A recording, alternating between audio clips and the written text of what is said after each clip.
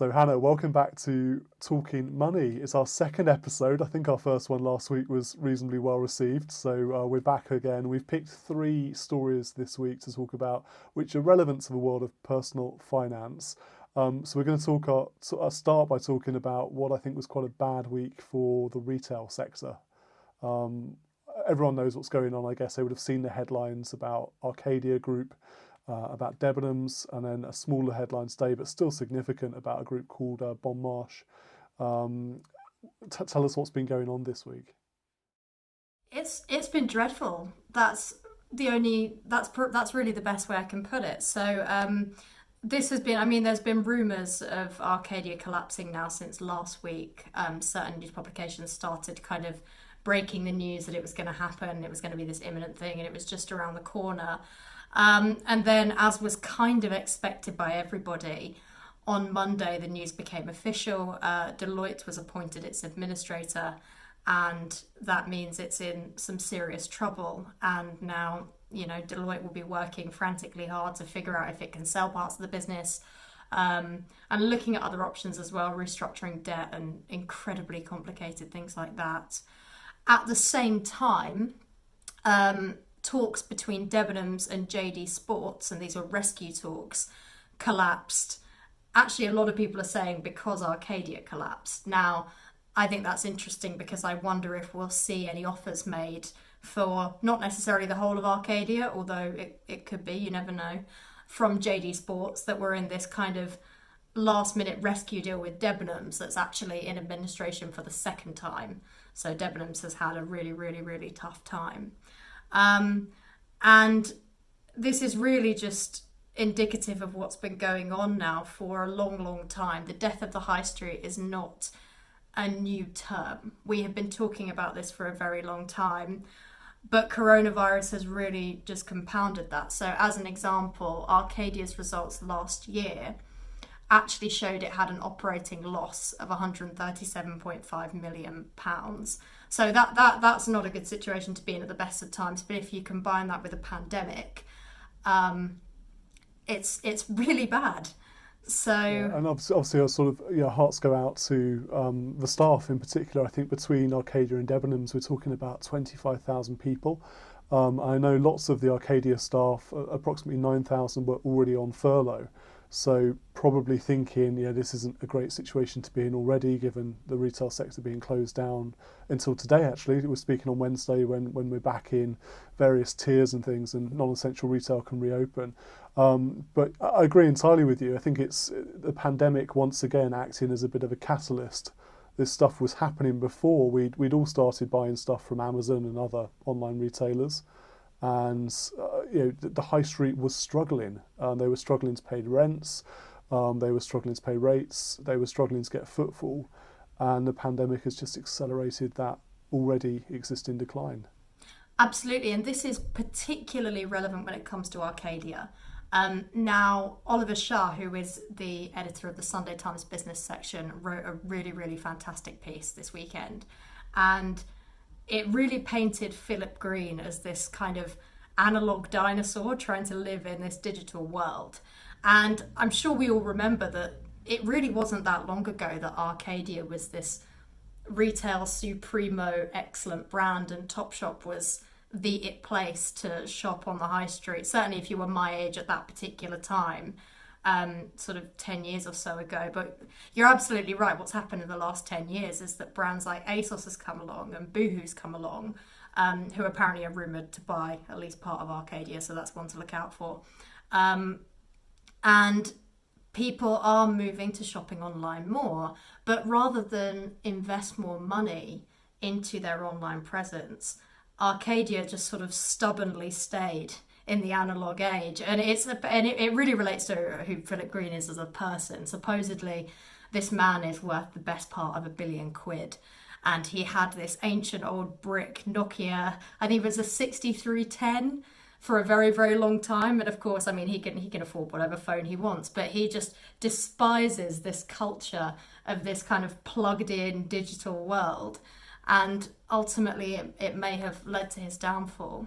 And I think we will see an awful lot of headlines about the man, about Philip Green, about his yacht, about his excesses. I know back in, I think it was 2005, Arcadia Group paid a massive dividend to Philip Green's wife, Lady Green, I'm not sure her first name, something like £1.2 billion as a dividend. And there's going to be a huge amount of focus, I think, on the excesses of their lifestyle, about their wealth, their personal wealth. But at the end of the day, this is a business that was not viable. As you say, it made a huge loss last year. The pandemic no doubt has accelerated those losses. Now, one sort of issue, probably combined with the issue for the staff, for many of them, is the pension scheme. Because the Arcadia has a number of pension schemes, but the defined benefit or final salary pension schemes had a big deficit. So a gap between the promises they had made to pensioners in the future and the assets within the scheme, about £350 million gap apparently deficit.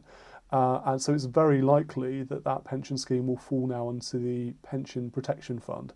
And sadly, it doesn't mean that pensioners will get their full expected pension entitlement. They're going to get significantly less in some cases. Yeah, I thought it was that they were going to get 90% if it falls onto the pension protection scheme. It is. So if you're already a pensioner, and this is probably my wheelhouse, so I'm happy to sort of go through the facts and figures. But if you're already a pensioner, you've reached the scheme pension age already, and you're already being paid your pension, you get 100% of it. But future inflation, so how much your pension goes up by each year, is zero for any pension benefits you built up before 1997. So for the older pensioners, they're going to have a fixed pension income on that part of it, and then the rising cost of living of goods and services will erode the value of it. But it's the people who haven't yet reached that scheme retirement age, 65 typically, who get 90% of the pension. But that 90% is actually capped as well. So for some of the higher earners, I guess the executives within the Arcadia Group who have been there for a long time, who have accumulated lots of pension benefits, there's an annual cap. It's about, I've got the number written down, so £41,461 a year. So the Pension Protection Fund think the average payout for pre-retirees is between about 75 and 80% of their expected pension. So it's not great news if you're looking at losing your job on one hand, and then potentially losing your future pension benefits on the other hand. It's quite a worrying time. It very, very much so. And actually I have a question for you about this, because there's a lot of talk about that there's this hole in the pension, isn't there? And it's about a £350 million hole. And actually, about an hour before we started talking to each other for the podcast, Lady Green, I also don't know her name, she pledged £50 million worth of personal wealth to go towards that. I know a little bit about this, and you've just explained what's going on with the PPF. Even if, say Philip Green and Lady Green did cough up the additional 300 million, does that make any difference to anything whatsoever? Because when we're thinking about Deloitte being in this position of selling Arcadia, very often buyers don't want to take on debt. They probably wouldn't buy the pension scheme anyway, but is there a world that exists where if Philip Green and family plugged this hole, that would make that process more attractive for a potential buyer, or is that sort of pie high in the sky? So I think about a year ago, the Green family and the management of Arcadia sat down with the pensions regulator, and they sort of did a bit of a gentleman's agreement about this to say, we will help to plug the hole, and that will be part funded by wealth from the Green family and part funded from the sale of some assets within the Arcadia Group. If the scheme falls into a PPF, it really doesn't make a difference. It makes a difference possibly to other pension schemes, because the PPF is funded by other defined benefit pension schemes, and if there's less of a deficit to make up, those other pension schemes won't have to pay as much towards it.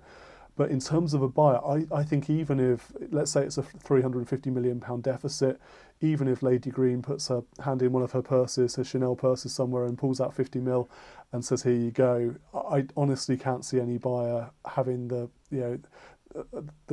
willingness to go and buy a scheme in deficit, or even a scheme that's not in deficit, because it can become a liability for them in the future.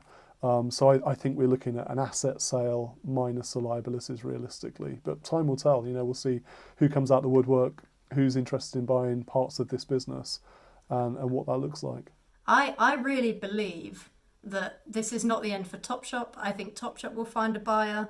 I think and I don't know anything, it's not that someone's told me this, but it's my belief that I think Topshop is a strong enough brand, and although it's had a bit of a bad time, I think people still go into Topshop. You know, if you walk into Topshop, there's still plenty of footfall in there. I think maybe Miss Selfridge, Dorothy Perkins, and Top Man will have a future. Other brands, I just can't see it. I mean, when I was doing some research for the podcast, I had to Google Arcadia brands because I just couldn't remember all of them. I mean, when was the last time you thought about Wallace or Evans? I promise you, Probably never. I saw that. I was like, oh, I had one of those on my high street growing up, and I promise you that's the last time that names cropped into my head. I think the main issue for me with Top Man is everything's skinny, and that just doesn't work for me. So they need to up their thoughts about, you know, larger gentlemen. I think it's fair to say they're going to appeal to a wider audience. But let's see. Let's move on. Let's talk about electric cars. And it's something we could have talked about last week because we'd had that news from the government, part of their green industrial revolution, that they want to ban the sale of new diesel and petrol cars from the year 2030. And not everyone's happy about that, I think it's fair to say. There's lots of petrol heads out there who are taking that very personally, almost sort of feeling it's a bit of an affront to their personal liberty to make loud noises with their cars and, you know, race around the streets. But you came across some research you sent me this week which found that people are worried about the affordability of electric vehicles if that's their only option. Yes, and I mean that's where my head went first when I heard this news. I thought, well, God, that's so unfair because electric vehicles are expensive and there are families that won't be able to afford that. But then I thought to myself, well, actually, if people can't afford it, they're probably not the same people who are going out and buying new cars anyway. So I think actually this is it's not as much of a societal unfairness as I was initially concerned about. I think probably if you can't afford to buy a new car, then it kind of doesn't matter whether it's electric. And yes, the prices of non-electric cars are still less, but buying a new car isn't a cheap endeavour as it is. But I do think I think people are reasonably upset about the money. And so this research, I think, found that it was, I think, a third of people thought that they would never be able to buy even a used Tesla Model S unless they won the lottery, which sounds a bit over the top, possibly. But then I did some more research. And I don't know very much about cars, I should add. I don't have a car because I live in London. I would like to buy a car at some point in my life. But a 2015 Model S used Tesla will set you back nearly 36,000. Now, if you would like to buy a new Model S, you're looking at about 80 grand. And when you consider that the median income in the UK is about 30, I mean, if you're on 30 grand, you're not buying an 80,000 does it? No, car. You're not even buying don't. a used car, no. So I can understand why people are, you know, frustrated by the price. But then again, maybe the economics of the market, it might mean that in 10 years, actually the price of electric cars comes down and they are slightly more affordable for more people, they're better quality, and crucially there's more charging points, because this is another thing people are really concerned about. They're worried that there's just not enough places to charge their car. I've got lots of thoughts about this. I'm a Tesla driver, as you know, Tanya. I know you are. So I got my Tesla Model 3 at the end of June, and I actually had the pleasure of driving a Model S for a little while because the Model 3 was broken in the garage for 10 days, and they loaned me, I think, a 1-year-old Model S. Incredible car. So, I mean, the Model 3 is fantastic, but the Model S is just in a different league. I think you're quite right that we're talking about 2030 here before people are forced into making that decision. And by 2030, there is going to be a lot more choice out there for starters. At the moment, it's very limited, the number. And when I was looking for my new vehicle, and I decided it's going to be an electric vehicle, I wasn't entirely certain that would be a Tesla. I looked at other things, other brands as well, which were cheaper in some cases. The Teslas at the sort of more premium end of the market, and then at the sort of super premium end, there's things like the BMWs. But I think there'll be a lot more choice out there. Technology is coming on leaps and bounds already, particularly battery technology. And a lot of this cost, the additional cost of an electric vehicle, is because of the battery tech. It's not because of the car itself. So as batteries become more efficient, and that deals with your charging concern as well. So charging points won't need to be as widespread as some people are worried about, because the batteries will do that much better. My battery at the moment will do 220 miles, and it's only a couple of times a year that I'll be doing journeys which are longer than that. So charging away from home isn't really that much of an issue. If in 10 years' time batteries can do 400 or 500 miles, then nobody should be worried, particularly on a day-to-day journey basis. So that's one element of it. The others is I crunched some numbers on mine, so I was quite interested about the various cost savings. So before I had the Tesla, I had a diesel Volkswagen, and I worked out, so the Tesla was about £44,000 new. I bought it as a company car. And once you knock off the grants which are available, so the government pays £3,000 towards an electric car at the moment, the corporation tax saving, because I bought it via a limited company, the cost saving for the benefit in kind charge as a company car driver, and then the running cost savings, because electricity is cheaper than filling up with diesel, and then the saving on the vehicle excise duty, because you don't pay any of that at the moment, and then other bits and pieces as well, and also the depreciation, because these cars are not depreciating as quickly as petrol cars are. I worked out over the course of 5 years, it wouldn't cost me £44,000 to have this Tesla Model 3. It would actually pay me £600. So the cost saving was that dramatic in terms of a pure exchange between driving a company car diesel and a company car electric vehicle through all those cost savings. So, I mean, you can sort of argue some of those calculations. I wouldn't have actually paid that one, and I'm not really benefiting financially from that one. But in broad terms, there is an expensive capital cost for buying these electric vehicles, but they are so cheap to run. So they're the future, and they're brilliant to drive as well. They're fast, they're quiet. I was going to say they're so quiet as well. I mean, it makes that makes me nervous a little bit, because I desperately want lots of cats at some point in my life, and they can't hear the. I fear that they're more likely to get hit. I have to check and make sure I know where Callie, our cat, is before we get going in the morning. So my little boy's very anxious about that. He gets very worried about electric cars and cats. I can totally understand that as well, and I think what we have to realise as well, that we are in a horrific situation when it comes to climate change, and it's very easy still to bury our heads in the sand, because at the moment we shouldn't be, but we are at a point where it's not.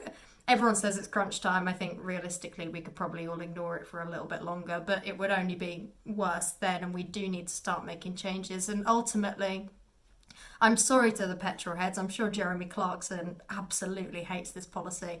But it is for the greater good, and there are some sacrifices that we have to make, and you'll still be able to rag around an old car that's really fast. And old classic petrol cars are even more fun than new ones. So it's fine. I don't have to worry too much about it. Now let's finish on a positive note, because I think last week it was all negative, and that was entirely my fault for suggesting stuff. But let's be a bit more optimistic this week. We've had great news this morning, and you were up early this morning writing about this. But the first vaccine has been approved by UK authorities. So this is the Pfizer BioNTech vaccine. It's great news, isn't it? It's brilliant news. It is absolutely fantastic news. That has, as you say, it's been approved by an independent health regulator. It has been through a really, really strict, really thorough process. There have been no corners cut. I know it's quick, and this is the main concern that people are worried about. And people that are worried about this as well, it's important to say they're not necessarily anti-vaxxers. The lunatics standing around with placards, that they are not those people. They're just, I know a lot of people personally that have said to me, it's a bit quick though, what if they haven't performed these tests well? And the reason it's been so quick is because the funding's been there. Suddenly when you have a world that's in economic and health crises, a lot of countries cough up a lot of money, and you don't have the same funding issues. Also, once again, we needed this virus. We did not need this virus. We didn't need the virus. We needed the vaccine. And so, how you usually trial vaccines, it's kind of this process that's very long-winded, and you have to do multiple different things, and you do X thing, then Y thing, then Z thing, and to test something. But what our health regulator has been doing all of those at the same time, and then kind of keeping an eye on notes and whatnot. And I'm explaining this terribly, but if any listeners are concerned, there is proper information from proper scientists out there. But what this does mean is that by spring, Matt Hancock said this morning, life is going to be pretty much back to normal. We're largely going to have dealt with this. The only downside is that this vaccine is really difficult practically to roll out. And that's because it needs to be kept at minus 70 degrees, which is, for obvious reasons, very, very difficult to deal with. So initially, I think what they might do is change up this plan that they had to actually roll it out. So initially you have your people that are, I think, in care homes, and then your most vulnerable, and then it kind of goes down age groups.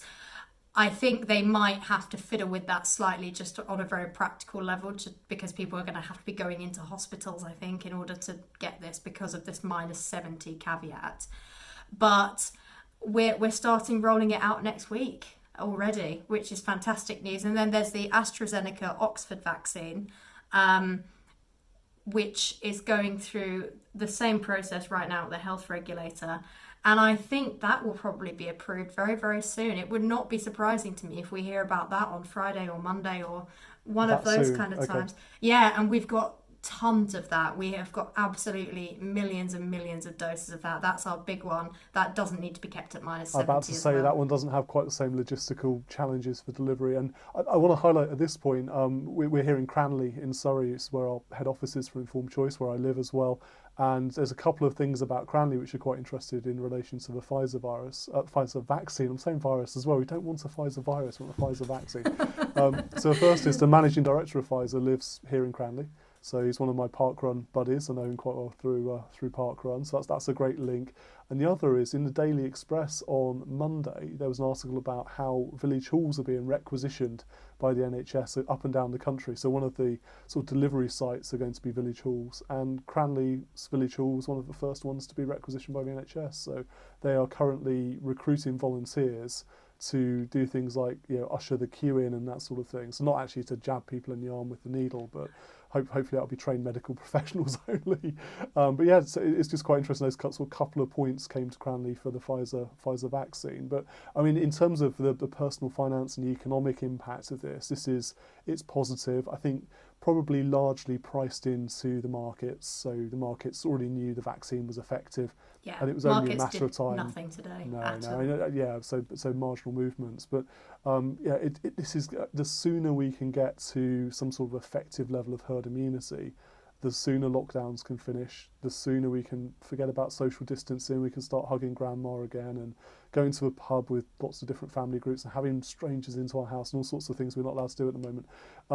So it's got to be positive, and lots of the sort of economic forecasts, so looking back to the Office for Budget Responsibility forecast last week, were predicated on the virus being eradicated and this vaccine coming through in the spring, and we're on track. So it's just wonderful news. I was quite emotional this morning, I have to say, when I woke up to that news. Yeah, I cheered. I was exhausted. I was on the 6:30 start early shift, and one of the things we do is make sure we've got sort of broadcast news channels running, so that in case any politicians are interviewed, we can just get straight on whatever it is that they're saying. And it was early. I think it must have been 7:30, 7:15, something along those lines. And I went from being sort of half asleep, just trying to write things down, to like, oh my God, this is it. This is the moment that we have been waiting for. But I don't want to dampen this, but I also, they have been quite clear to say that we are still going to need to socially distance and use masks for a while. I think realistically, it will be spring, realistically. So it's going to be a quiet first quarter of the year, I would have thought, in terms of our personal lives. But then I think it's going to be the biggest party. It's going to be so much fun. Yeah, absolutely. Light at the end of the tunnel, which is what it's all about. Hannah, thank you for joining us again on Informed Choice Radio this week for talking money, and we'll speak to you again soon. But it's been a pleasure. Thank you.